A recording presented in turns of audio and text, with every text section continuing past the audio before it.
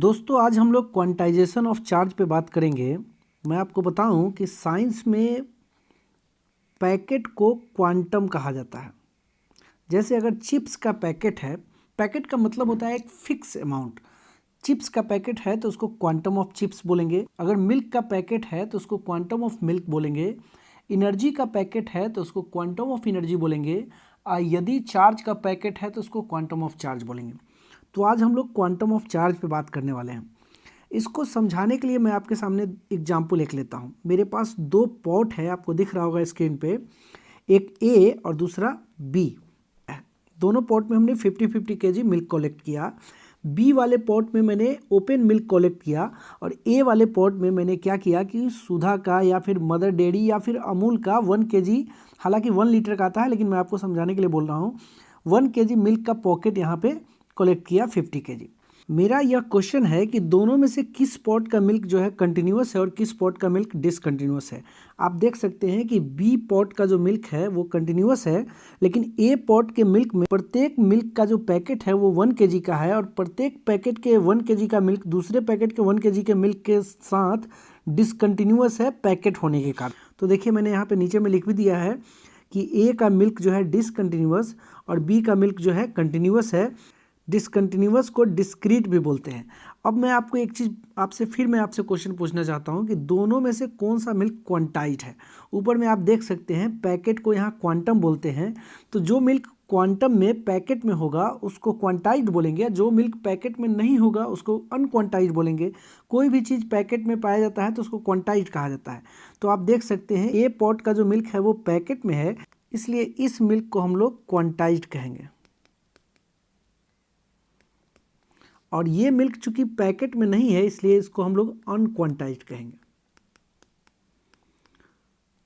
तो यह बात तय हो गया कि जो पैकेट में होगा उसको क्वांटाइज्ड बोलेंगे, जो एक फिक्स अमाउंट में एग्जिस्ट करेगा उसको क्वांटाइज्ड बोलेंगे, जो एक कंटिन्यूअस वैल्यू में एग्जिस्ट करेगा उसको अनक्वांटाइज्ड कहेंगे। जो पैकेट में एग्जिस्ट करेगा उसको क्वांटाइज्ड बोलेंगे, लेकिन पैकेट में एग्जिस्ट करने का जो फेनोमेना होगा उसको क्वांटाइजेशन कहेंगे। अगर मिल्क पैकेट में एग्जिस्ट कर रहा है तो इस फेनोमेना को क्वांटाइजेशन ऑफ मिल्क कहेंगे।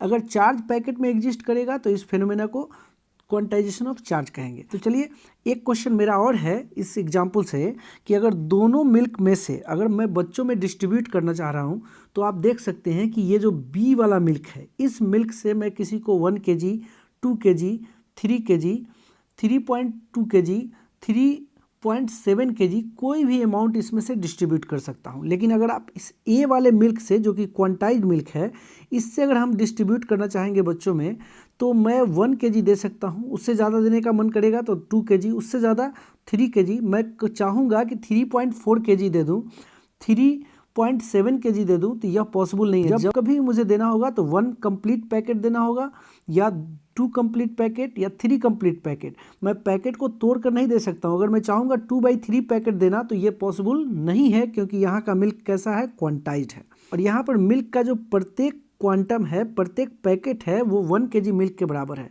इसलिए जब कभी भी किसी को दिया जा सकता है उस 1 kg का इंटीजर मल्टीपल ही दिया जा सकता है। अब इस टॉपिक को क्लियर करने के लिए एक और एग्जाम्पल आपके सामने हम लेते हैं। दो ऑब्जेक्ट हैं ए और बी। आप जानते हैं कि किसी भी ऑब्जेक्ट का चार्ज एक्वायर करना 1 एंड ओनली इलेक्ट्रॉन के ट्रांसफर पे डिपेंड करता है।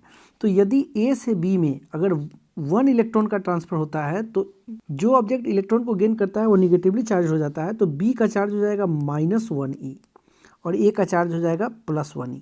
जो इलेक्ट्रॉन को लॉस कर पॉजिटिवली चार्ज हो जाता है। अगर ये 2 इलेक्ट्रॉन का ट्रांसफर ए से बी में होगा तो इसका चार्ज हो जाएगा -2e और यहाँ पे हो जाएगा +2e।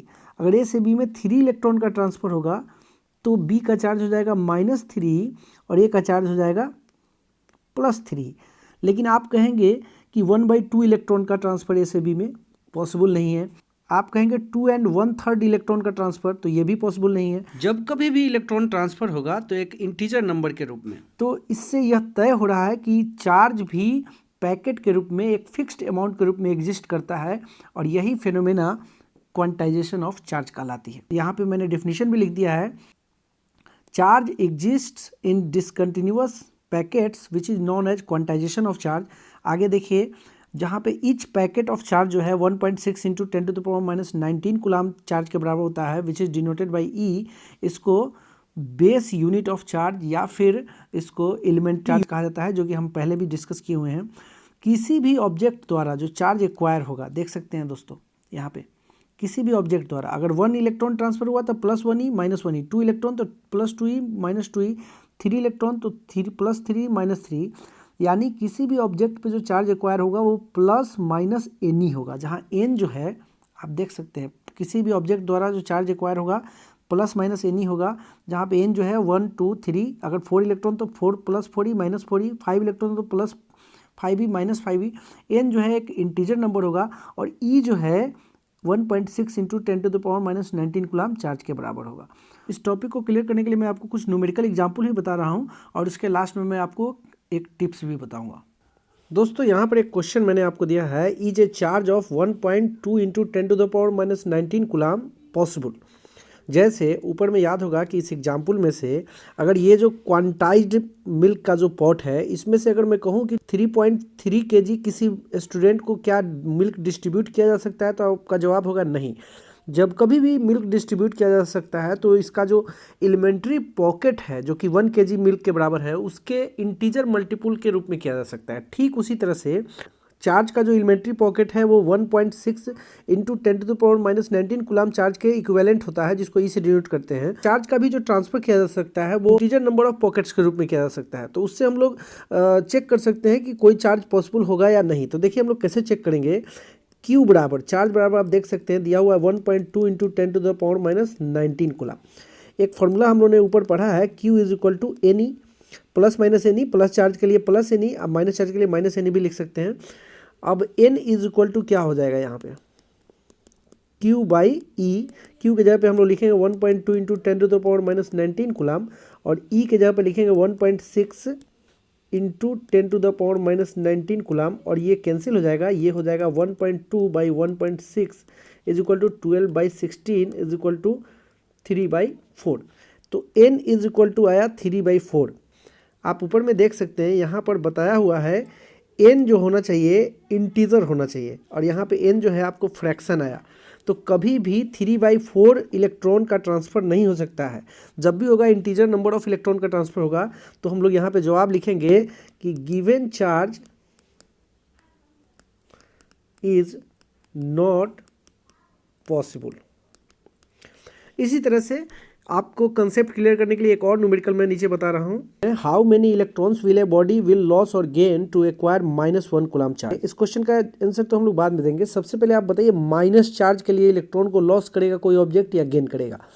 तो आप लोगों ने पढ़ा है इलेक्ट्रॉन थ्योरी ऑफ चार्जिंग में कि जो भी ऑब्जेक्ट इलेक्ट्रॉन को गेन करता है वो निगेटिवली चार्ज बनता है। तो एक जवाब तो तय हो गया कि कोई भी ऑब्जेक्ट इस -1 कूलम चार्ज के लिए इलेक्ट्रॉन को गेन करेगा, लेकिन कितने इलेक्ट्रॉन को गेन करेगा उसका जवाब हम लोग ढूंढने जा रहे हैं। तो देखिए एक फॉर्मूला हम लोग ने पढ़ा है, Q = Ne, N = Q/E और यहाँ पर Q = दिया हुआ है -1 कूलम। तो Q के जगह पे आप अगर माइनस में लेंगे तो -Ne वाला फॉर्मूला यूज करेंगे। एक्चुअल में नंबर ऑफ इलेक्ट्रॉन्स या नंबर ऑफ पॉकेट निकालने के लिए चार्ज के माइनस प्लस से कोई मतलब नहीं है। वो माइनस प्लस से डिसाइड होगा कि गेन हो रहा है कि लॉस हो रहा है। यहाँ पे हमको नंबर ऑफ पॉकेट या इलेक्ट्रॉन निकालने के लिए सीधे हम चार्ज का अमाउंट लेंगे। यदि आप माइनस में लेंगे Q को तो -Ne फार्मूला लिखेंगे। अगर केवल अमाउंट लेकर बनाएंगे तो Q = Ne से ही हो जाएगा। तो देखिए 1 कूलम और नीचे में 1.6 E का वैल्यू × 10⁻⁻19 कूलम और ये आप डिवाइड करेंगे तो आएगा 6.25 × 10⁻18। तो इसका मतलब ये हुआ कि -1 कूलम चार्ज को एक्वायर करने के लिए कोई भी ऑब्जेक्ट 6.25 × 10⁻18 इलेक्ट्रॉन्स को क्या करेगी देख सकते हैं आप, गेन करेगी। आप इसको फ्रैक्शन नंबर नहीं समझिए, चूँकि डेसिमल के बाद 2 ही डिजिट है और यहाँ पे 10⁻18 है, तो ये एक इंटीजर नंबर है। इस टॉपिक से रिलेटेड आपको एक हम टिप्स भी बता रहे हैं। मैं आपको बताऊं कि याद होगा कि कभी छिटपुट बारिश होती है और आप उससे भीग जाते हैं, तो आप बोलते हैं कि 100-200 बूंदों से आप भीग गए हैं। लेकिन कभी आप रिवर में से या पॉन्ड में से नहा कर आते हैं तो आप नहीं बोल सकते हैं कि 3 लाख बूंद ड्रॉप से मैं नहा कर आ रहा हूँ, 3 करोड़ ड्रॉप से मैं नहा के आ रहा हूँ। क्योंकि ड्रॉप का जो कंसेप्ट है वो तब आप यूज करते हैं जब ड्रॉप का नंबर कम होता है। बहुत ज़्यादा नंबर होने की स्थिति में ड्रॉप का जो कंसेप्ट है उसको इग्नोर कर दिया जाता है। ठीक उसी तरह से किसी ऑब्जेक्ट पर के चार्ज को डिसकंटिन्यूअस पॉकेट के कारण हम लोग तभी तक कंसीडर करते हैं जब वो चार्ज जो है स्मॉल अमाउंट में हो, माइक्रोस्कोपिक लेवल का चार्ज हो। अगर मैक्रोस्कोपिक लेवल का चार्ज है, बहुत बड़े अमाउंट का चार्ज है, तो वैसी स्थिति में हम लोग क्वांटाइजेशन ऑफ चार्ज के कंसेप्ट को इग्नोर कर देते हैं। क्योंकि किसी बॉडी पर अगर बहुत ही बड़ा अमाउंट का चार्ज हो, वैसी स्थिति में एक एक पॉकेट के चार्ज को ज्योमेट्रिकली आइडेंटिफाई करना कि कौन कहाँ पे है, ये पॉसिबल नहीं होता है। इसको समझाने के लिए हम एक एग्जाम्पल भी आपको दिखा रहे हैं कि देखिए, जैसे 2 ऑब्जेक्ट है और यहाँ पे आप देख सकते हैं 4 पॉइंट है। सारे पॉइंट को हम लोग यहाँ पे पॉइंट लेवल पे हम लोग डिस्कस कर सकते हैं, लेकिन इस बी वाले ऑब्जेक्ट में बहुत ज़्यादा पॉइंट है। अब ज़्यादा नंबर में जब पॉइंट होंगे तो आप देख सकते हैं ज़्यादा पॉइंट होने के कारण पॉइंट लेवल पर आपके लिए सोचना पॉसिबल नहीं होगा। ये पॉइंट जो है लाइन के सिचुएशन में हो गया और यहाँ पे हम लोग इस पॉइंट को डिसकंटिन्यूअस ना मानकर कंटिन्यूअस मानेंगे। तो ठीक उसी तरह से माइक्रोस्कोपिक लेवल का जो चार्ज होगा वहाँ पे हम लोग क्वांटाइजेशन ऑफ चार्ज का जो कंसेप्ट है, डिस्क्रीट पॉकेट में एग्जिस्ट करने वाले चार्ज का जो कंसेप्ट है उसको अप्लाई करेंगे। लेकिन जहाँ पे मैक्रोस्कोपिक लेवल का चार्ज है वहाँ पे इस डिसकंटिन्यूअस चार्ज को हम लोग कंटिन्यूअस चार्ज डिस्ट्रीब्यूशन के रूप में कंसीडर करेंगे और क्वांटाइजेशन ऑफ चार्ज के कंसेप्ट को वहाँ पर इग्नोर कर देंगे। तो दोस्तों आज के वीडियो में इतना ही। वीडियो अच्छा लगा हो तो लाइक शेयर कमेंट जरूर कीजिए। अगर चैनल पे पहली बार आए हैं तो चैनल को जरूर सब्सक्राइब कीजिए। फिर मिलेंगे अगली वीडियो में नए टॉपिक के साथ। तब तक के लिए जय हिंद।